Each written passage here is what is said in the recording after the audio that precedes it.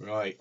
Um, this is a warning, really, to anyone that thinks of using the bullying and harassment procedure in Royal Mail. Um, it took me many months to get this bullying and harassment actually investigated, despite the fact that I complained about it in August in a grievance of 2013 and resubmitted it as a bullying and harassment case in September 2013 because nobody had done anything after I raised the grievance. It wasn't dealt with. And then it was rejected by Human Resources as not fit into bullying and harassment, and therefore they pushed it back down the grievance procedure. Finally, I think it was May, I got Andy C. Brown or Andy L. Brown, who was allegedly an independent harassment investigator, who by his own admission to me used to be, and I put that in inverted brackets, used to be in the IB, that's the investigation branch. And the investigation that he did is the most corrupt thing I have ever seen. And I believe the sole purpose of it was exactly what I've said all along, which is to turn my complaint around against me and say it was made in bad faith, despite all of the evidence that I've raised. And that's exactly what they did. And you'll hear it on Conversations with Dennis King, it's what they do. So be advised not to use it. Do your grievances and take it to a tribunal if you can get an impartial judge. And if you get one called Judge Postal, you need to go somewhere else. Anyway, I'm going to read the bullying and harassment statement or notes from Paul Browning, where he was interrogated by Andy Brown. This is all initials, but I won't be doing the initials. I'll speak the names because it's, otherwise it's just confusing to me. But you can compare this against the recording of me and Paul Browning speaking, and you'll see that this is a tissue of lies. And subsequent to that, Andy Brown showed him the transcript of the recording that I put back to him. And again, they called for me to be sacked. The fact that I've already shown them that I have a medical report that says I need to use a dictaphone, and they keep refusing to let me do so, which is disability discrimination, is by the by here, I suppose. But anyway, let me get on with this, and then you can compare it to the recording. Right. One thing I will point out is that in other investigations under bullying and harassment, nobody's ever asked me if I'm recording a conversation. This Andy Brown had a directive before he started, I think, and on every single one of these, because he interviewed me first, and he asked me that, and I queried it. And so subsequently, on all of these investigations, he's added the question in to everyone else. Draw your own conclusions from that. Right, so this is a telephone,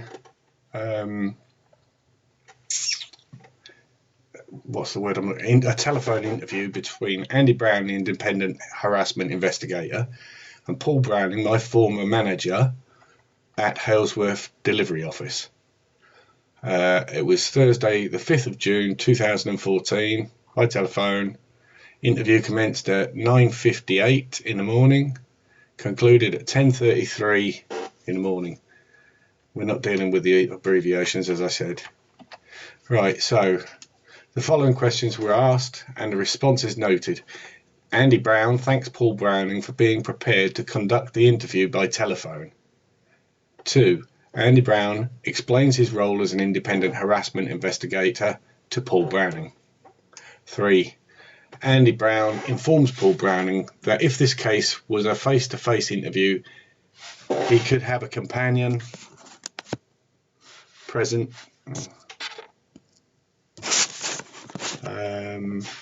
if he wished. Paul Browning states that he is okay to continue without one. Andy Brown states that if Paul Browning changes his mind about this at any point, he should let Andy Brown know and he will stop the interview. 4. Andy Brown explains that Paul Browning is there as a potential witness. Is he there as a potential witness? 5. Andy Brown informs Paul Browning that his answers will be typed. I should think it's more likely that they were taped. As he had his laptop, I'm pretty sure that he was recording it. Anyway, Paul Browning is informed that he will receive a copy of these typed notes. Paul Browning requests that they will be sent to his email address. Andy Brown informs Paul Browning that he will receive 2 copies of the notes. One of these he should read carefully and add or change anything that he considers necessary. Initial these changes, sign the notes and return them. The other copy he should retain for his own records. Right, 6. Oh, by the way, it's all headed in the strictest confidence, and you can imagine why they want to do this when they're setting you up like this. Right, number 6. Paul Browning is informed that he must be as open and honest as he can, and anything said or referred to in this interview must remain confidential and not be discussed with colleagues or friends, as this could prejudice the investigation. Andy Brown explains that when he has gathered the evidence in the case sufficient to come to a conclusion, he will provide the complainant and respondent with a copy of this evidence. This will include the relevant sections of notes from this interview. Andy Brown states that the notes from this interview might also be disclosed to others if Royal Mail need to rely on it to protect the interests of its employees or the business. Yeah, the employees that are being protected are not the ones that should be, I hasten to add. Anyway, Andy Brown gives conduct code cases and employment tribunals as examples of potential situations where this could arise, but points out that he does not know at this stage whether these situations will apply. Andy Brown asks Paul Browning to inform him if he has any concerns regarding confidentiality. Number 7. Andy Brown states that if Paul Browning requires a break at any time, he should just say so and a break will be taken. Number 8, here it is. Are you recording this interview? Paul Browning, no. 10. Andy Brown, what is your role? 11. Paul Browning, Dom for Halesworth and Bungay, that's delivery office manager. 12. Andy Brown, how long have you been doing this? 13. Paul Browning, since 2010, August. 14. Andy Brown, how long have you worked for Royal Mail? 15. Paul Browning, 24 years this October. 16. Andy Brown, what working involvement have you had with James Fisk? 17. Paul Browning, I was his Dom in Halesworth. Again, that's delivery office manager. 18. Andy Brown, what working involvement do you have with John O'Shea? 19. Paul Browning, he has an email address at the end of my computer. I have seen him in the distance, but have never spoken to him verbally. Note that. Because one morning, Paul Browning told me that he had met him. So I don't think that agrees, but anyway. He carries on and says, I don't know what he looks like. Somebody would have to point him out to me. So that's a lie. And furthermore, I've got a note on here that says John O'Shea's statement says he phoned him before I transferred. So they have spoken. So it's a lie. Right. 20. Yeah, John O'Shea's statement says he phoned him before I transferred. I'll bet he did. Number 20. Andy Brown. What has James Fisk said to you about John O'Shea? 21. Paul Browning. He had a checkered past with him in Ipswich. To which I've written, oh, really? A lot of swear words about John O'Shea. I think John O'Shea was his line manager in Ipswich. Well, there you go. He wasn't my line manager, so that's not correct. And I don't believe I did swear at him at any time about John O'Shea. Anyway, it carries on. James Fisk transferred to Norwich Mail Centre, and John O'Shea transferred there as the mail centre manager, and that was mixed up with a lot of F's and C's. Again, I've put on the side, really? This is character assassination. Mine. Number 22, Andy Brown. Were these comments by were these comments by James Fisk, re John O'Shea, instigated by you or him? 23. He's put by JO, but he means JF, me. And again, he's done the same thing. JO had an ongoing grievance case, which obviously should be me, James Fisk, had an ongoing grievance case when he transferred in from Halesworth, and an investigator wanted to speak to James Fisk, and he knew he needed to be released for the interview, and that was when he spoke to me about John O'Shea. Really? He would have told most postmen in Halesworth the same story as well. Right?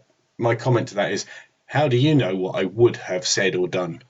Right? I didn't ever speak to most postmen because they weren't speaking to me. Anyway, number 24. Do you consider that James Fisk's comments were intended to harm the reputation of John O'Shea? You can see where we're going with this. Right? Where were we? Paul Browning. Number 25. Paul Browning. Yes, and also act as a warning to me. I felt quite intimidated by him at that point, as it was done in a room on our own. I'd like to hear the recording of that because it never happened. I felt that it was also a warning that if I took him above the normal daily delivery, I would be on the end of these complaints as well. My comment here is bollocks. Time and date of the meeting, please. Paul Browning got his info by being a note taker from the recorded stage 1 attendance, and from the recorded stage 1 attendance. That was at my stage 2 grievance meeting. He sat in as a note taker, which was absolutely inappropriate. That's where he got his information from, and I did not swear throughout that meeting. I never used any F's and C's.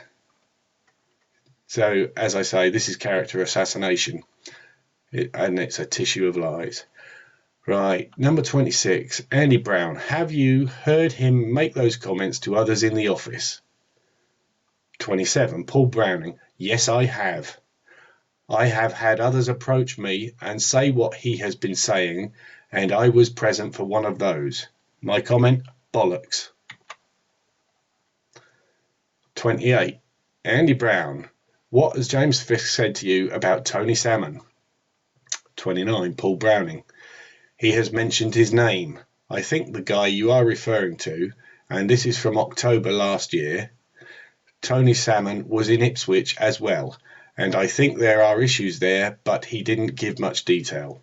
My comment on the side of that, given my complaints that you are dealing with, this is to Andy Brown, if this were true, don't you think I would have been just as bitter about Tony Salmon? I don't even know what I'm saying there, but yeah, I've said it. Right, number 30. Andy Brown.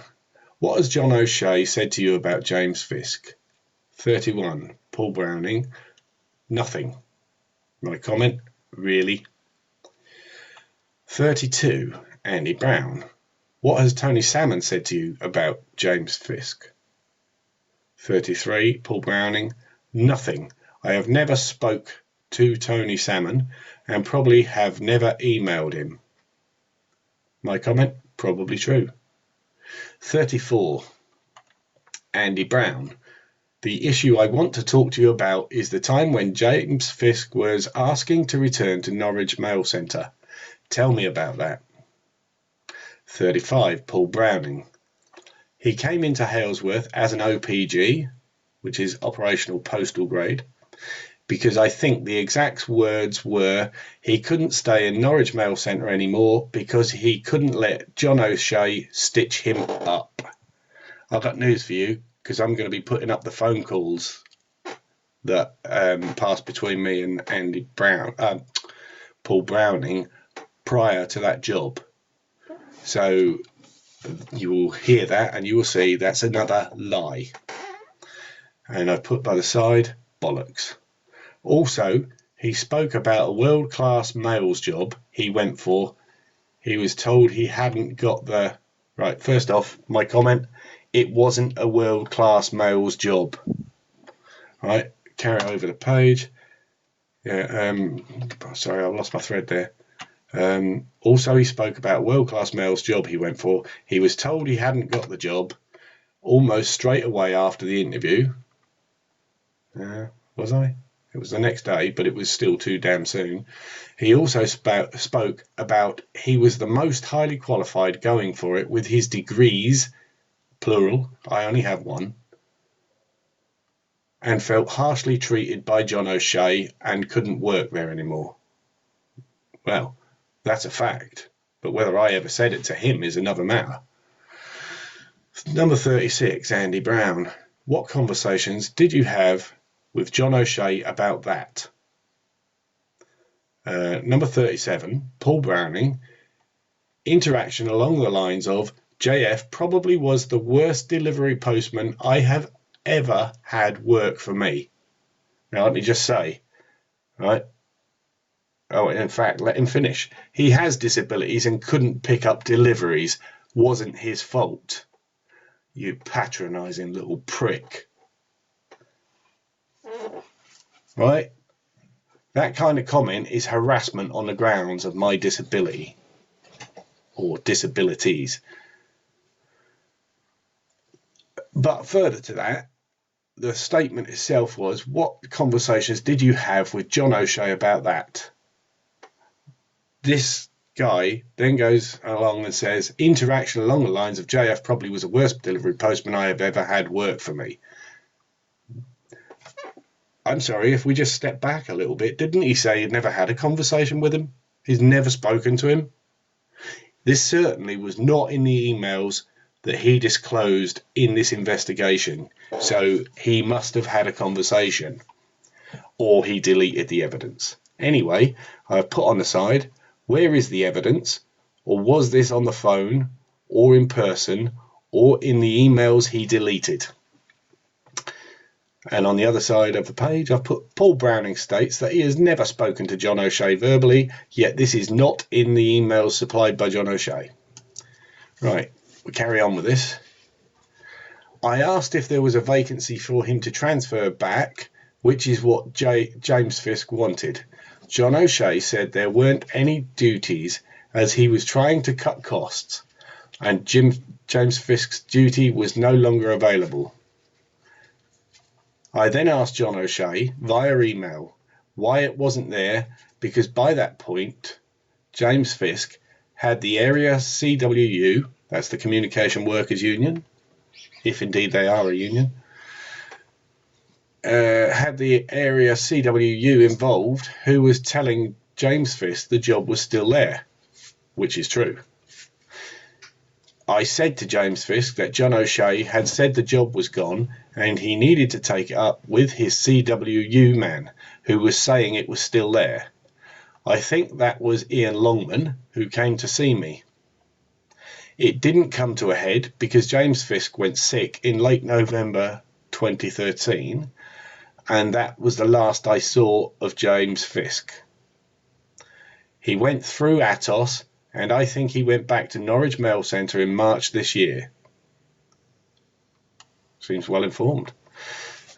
So why didn't you interview Ian Longman? That's my comment on the side to Andy Brown. So why didn't you interview Ian Longman? He was a witness. He may be a union rep, but he's a witness. You didn't interview him. You didn't interview Dennis King, who's also a union rep, a senior union rep in the field, but he didn't get interviewed. Billy Ling never got interviewed. Anyway, number 38. Andy Brown. What was the tone of the emails I think he means from John O'Shea? 39. Paul Browning. Precise. 1 or 2 emails about it where there was no room for manoeuvre, designed to finish the conversation off in one email. My comment, was it 1 or 2? And so in the other side, I put, so when did Paul Browning have the conversation above at number 37? Number 40. Andy Brown. I have been told that you informed James Fisk that you had received an email from John O'Shea refusing James Fisk's transfer back to Norwich Mail Centre, and that this email contained enough blank spaces for you to draw your own conclusions from. How would you comment? 41. Paul Browning.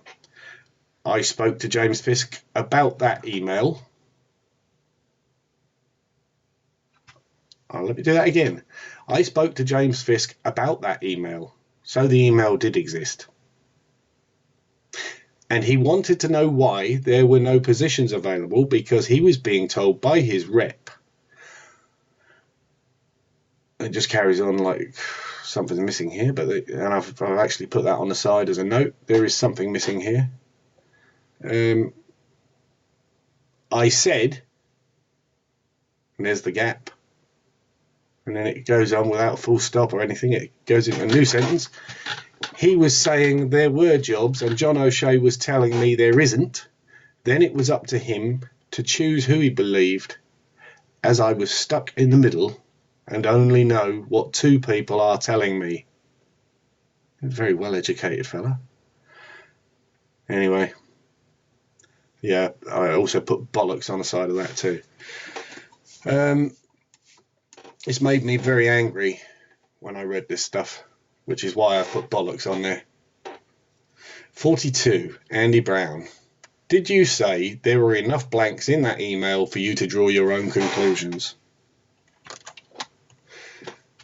43. Paul Browning. I don't believe I did, no. I don't think I have the email. When James Fisk left, he had a reasonable sized email file, if you know what I mean, and I cleared a lot of those out. My note right there, cover up.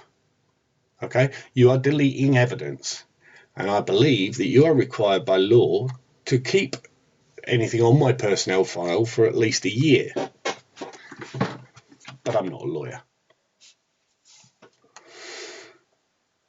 In brackets, a discussion takes place re emails that are available, and these concern Atos reports, Atos Healthcare, that is, the health services that Royal Mail did at the time use and always have done as long as I've worked for them. And also the government and the DWP use them, or did. I think they may have been ousted now, and rightly so, because I've got words to say about them too. Anyway, going back, still in brackets, Paul Browning agrees to forward one that may refer to the transfer. Close brackets.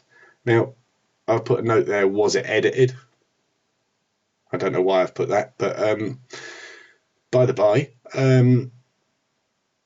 he should have had to deliver all the emails, and as his deputy manager, Andrew Chitty, said, even if he's deleted those emails, they can be retrieved. So why isn't Andy Brown retrieving these emails? Back in brackets, Andy Brown repeats the question asking if HJO's emails, that should be John O'Shea's emails, had gaps in them which could have had an underlying message for Paul. He's put PH, but it should be Paul Browning. John O'Shea, right, he's not actually... Right, okay. This is Paul Browning speaking. John O'Shea has never put in an email or hinted along those lines. There's no ambiguity here, is there? Listen to the other recording and you'll see that there's a lie. He has always seemed in the email conversations he was not willing to take him back. Not willing to take him back. 44. Andy Brown. Did you show this email to James Fisk? 45. Paul Browning. No. 46. Andy Brown. How did you respond when James Fisk asked to see it? 47. Paul Browning. I don't recall that.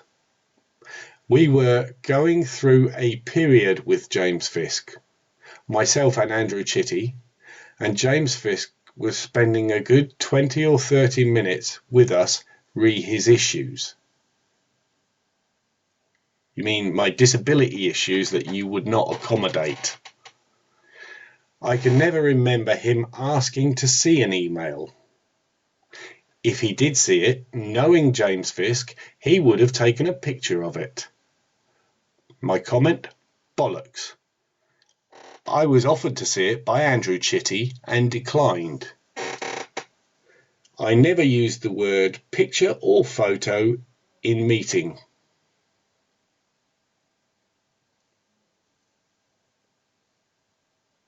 So what is that line again? In the grievance, James Fisk was asked if he recorded things and he said he did and would take pictures if necessary. Now that is an utter fucking lie. And it's character assassination. You've blackened me, Mr. Browning.